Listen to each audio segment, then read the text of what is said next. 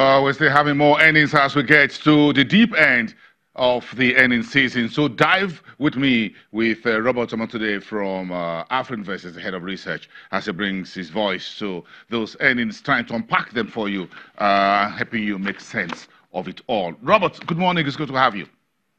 Thank you, Boston. Great time to be here. Let's push the banks aside and talk about the non-banks. Which of these earnings is grabbing your attention? Well, if you check across all the companies that have released so far, beyond the banks, like you mentioned, no particular company has been really exciting because if you check across the consumer goods space, we've seen Nigerian Breweries results, in the conglomerate space, we've seen UACN, in the agri space, we've seen Presco and Okumu, and is either one, of course, you've seen Nigerian Breweries also in the consumer goods space, and one issue keeps recurring, you see a situation where most of the companies are, barely growing their revenue. For Nigerian Breweries, for example, revenue was flat. You look at UACN, we saw a single decline in revenue. For the agri companies like Presco and Okumu, Okumu had some sort of 7% growth in revenue, but Presco was down. Nestle particularly was, perhaps a stock or a company that was able to release sort of an impressive top-line result, and the general macroeconomic environment, has been, playing out on most of these companies.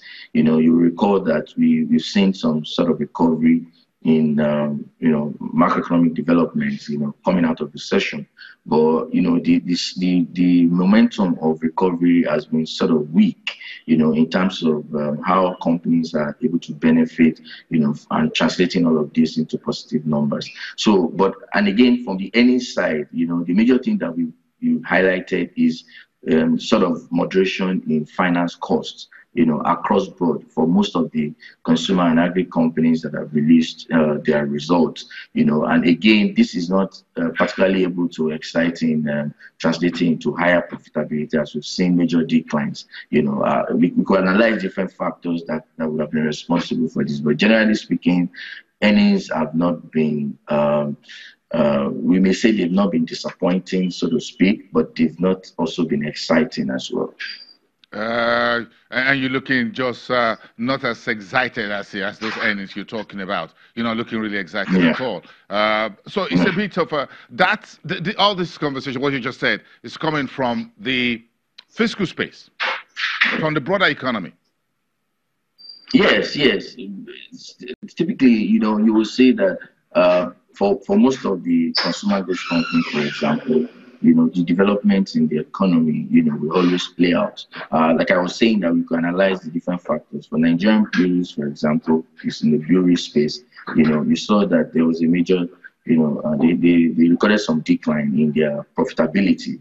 This would have been, of course, traceable to the policy of government, an increasing tariff on brewery product, which again we believe that they possibly were not able to translate this to prices, given the competition in the industry.